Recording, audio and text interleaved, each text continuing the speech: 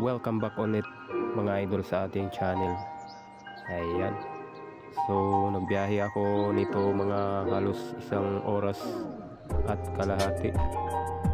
Tapos pagkarating ko sa spot, hindi naman malakas yung alon, kaso lang malabo yung tubig. Ayan. Pero napaka-active ng mga isda. Medyo malabo lang talaga dahil lakas ang ulan pala. Ito, yan. Antay tayo may lumapit. So may narinig ako na paparating na bangka. At yan, ko sa ibabaw may isang balok. So paangat tayo. At yan, kawala pa. Sayang yan.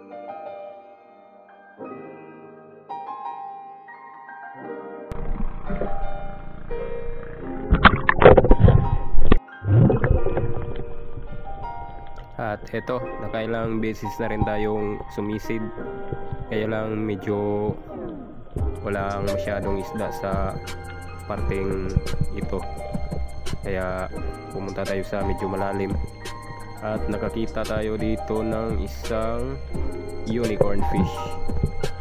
So yan, inabangan natin kasi medyo mailap rin ng konti. Yan, nakita tayo ng isang Maurice perch, kaya lang hindi gaanong malaki. Yan o, naka-target lock na kasi tayo doon sa unicorn. Bagis dito sa amin kung tawagin. So yan, nabangan ko, tas lang segundo lang lumapit naman. Antay lang talaga.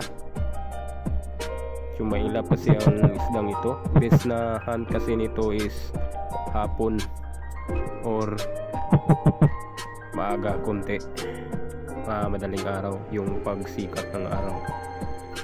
Hindi sila mailap, pero pag tanghali na, yan, sumailap na.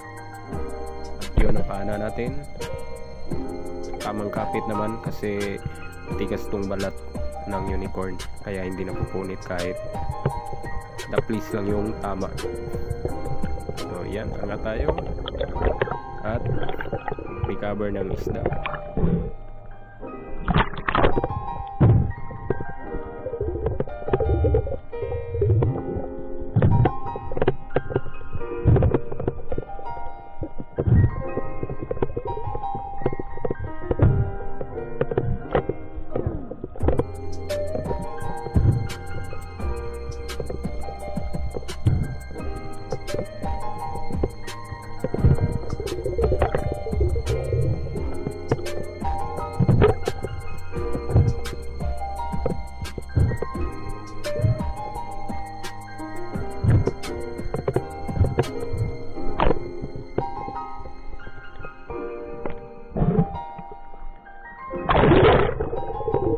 Yan, good size naman ang isdang ito mga idol.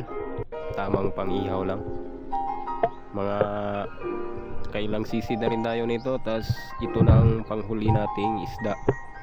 Tas nag-decide tayo na aahon at kakain lang. Tas balik tayo pagka lipas na 1 oras. Naabot pala tayo dito ng mga 2 oras sa pagsisid. At ito lang talaga yung huli. Natsak pa tayo ng isang bluefin, kaya lang di na video. At mga samaral, medyo malalaki na rin, nasa 1 kilo ata yung isa. Tayo pa kayo. At yan, balik pa tayo ikaduhag dive. First dive pa ni. Balik pa.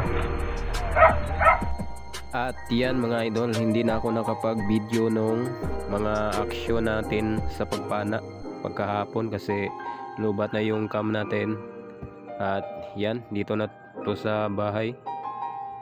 Ito yung mga huli ko. Tas unicorn lang yung dala natin at pang-ihaw. So yan mga idol, abang-abangan yung mga susunod nating mga videos. So God bless sa inyo. at dive safe palagi mga idol.